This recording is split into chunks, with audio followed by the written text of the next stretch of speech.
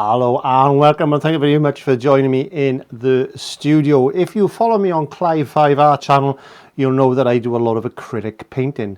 But one of my other hobbies, one of my passions really, since I was a young lad, is model making, like Warhammer and all these other type of stuffs, as you can see on the board behind me.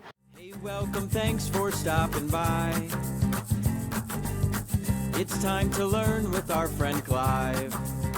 My grandson has just recently got me into Warhammer.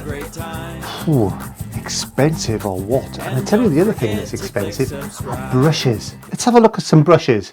And this will work for acrylic painting if you're working on canvas or boards or anything like that, or even Warhammer and any modeling, because most of it these days is all acrylic paint. So let's have a look down and see how we can clean these brushes. Yeah, so as we look down onto my working bench, I've got a few things that I've pre-arranged and got ready, in other words. So I've got a selection of a few different brushes. Obviously we've got bristle brushes, which are mainly used for oil paints. You can use acrylic with them, but you have to be a bit careful on how you care for these things, because being a natural bristle, yeah, they can absorb moisture quite a lot, and you'll get all sort of nonsense with them things. I've got a couple of the artist brushes that I use for doing all my paintings on my painting channel. A couple of these are a little bit wet because I've just done a painting. If you're interested in seeing that one, just pop along. I'll put a link in the iCards there for you. Yeah, so these are acrylic painting brushes. These are synthetic brushes, as are my modeling brushes. The only difference between these brushes and these brushes basically is the size, because obviously when I'm making models, I'm painting in a smaller size brush. So the basic care of these brushes are, if you look after your brushes, they will last you a long time. Now if you're using oil paints or oil washes, what I suggest you do is get a little bit of this stuff. This is turpentine substitute. Don't forget to read the instructions and take the precautions that you need to do in order to use this stuff safely. And it cleans solvent paints, as it says. So all you need to do is get a little pot, get a little bit of this stuff out. There you go. Don't do what I do, use some gloves. But I've been dealing with this stuff for years and years and years and years.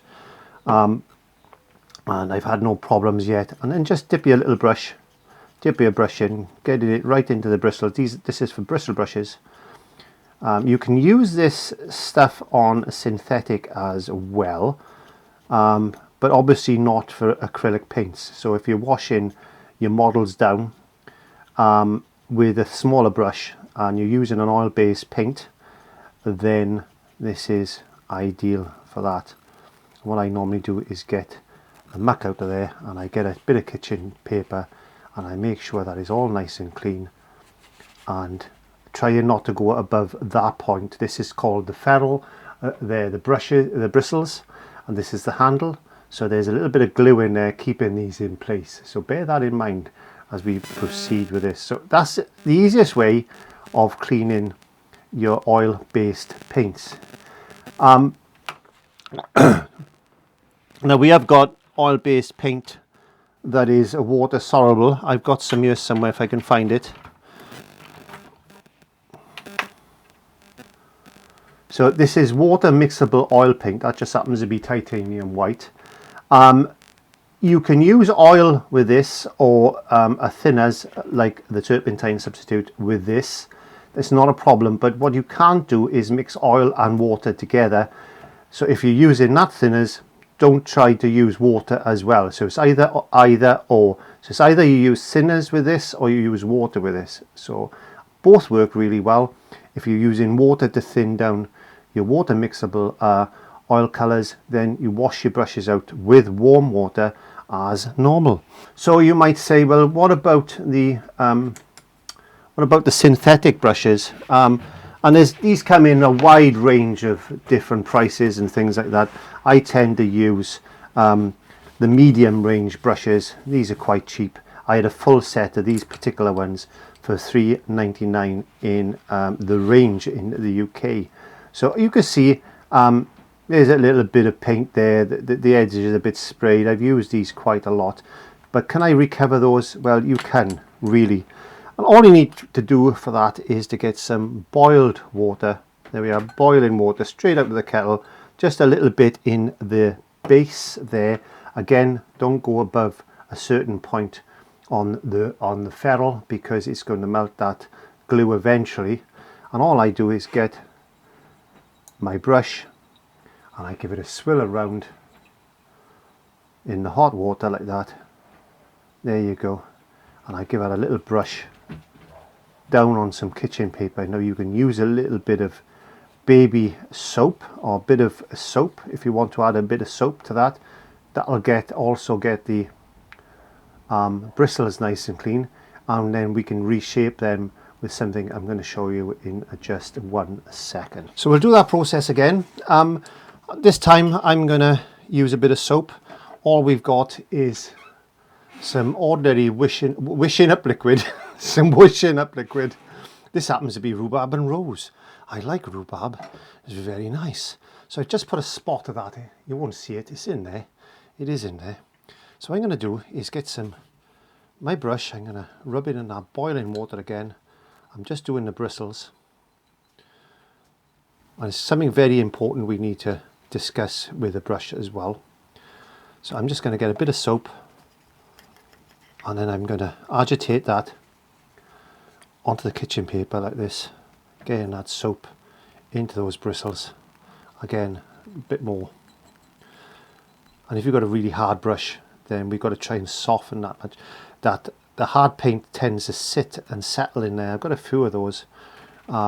My suggestion is to do quite a few of these at a time, but you shouldn't really, in theory, have any bad brushes. But if you like me, you do. So yeah, we just keep doing that, and there we go. Nice clean brush, and we could shape that. And well, I won't do that one. So how do we get it to keep its shape? Well, I've got some ultra strong styling gel. This does tend to go hard, dries out and makes your hair sticky. This is what I use on my hair. You can get the extra strong stuff as well if you want to. Just put a spot of that just down like that, and get your brush, and this is water soluble as well. Get your brush into that and give it a nice bit of a shape like you would with your hair if you're anything like me. And then all you need to do then is let that dry, and that'll keep its shape. And don't forget to wash these brushes before you use them.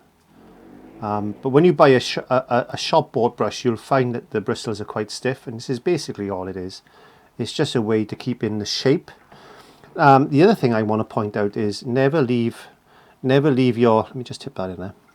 Never leave your brushes stuck in a pot like that. Never leave them standing like that, because what's going to happen is as they hit the base, they're going to bend like this. You can see the bend, and that's eventually going to keep its shape. So the only way you can get rid of that, again, bit of boiling water, give it a bit of a clean, get your hair gel, put a bit of that on there, get it to a nice sharp point, and let it set. So I've got a lot of brushes to do. I need to get a lot of them clean today, which is what I'm going to do now. And that's it as far as brushes are concerned. So whether you're using bristle or synthetic, this is the way to go. So thank you very much for joining me in the studio. As you can see, I've got a lot of projects on at the moment, and I am going to be doing some model making videos as well. So if you're interested in them, just click onto the channel and have a scunt through the playlists and see what you can come up with. Don't forget to join me on 55art at youtube.com, and you'll see all my weekly uploads there.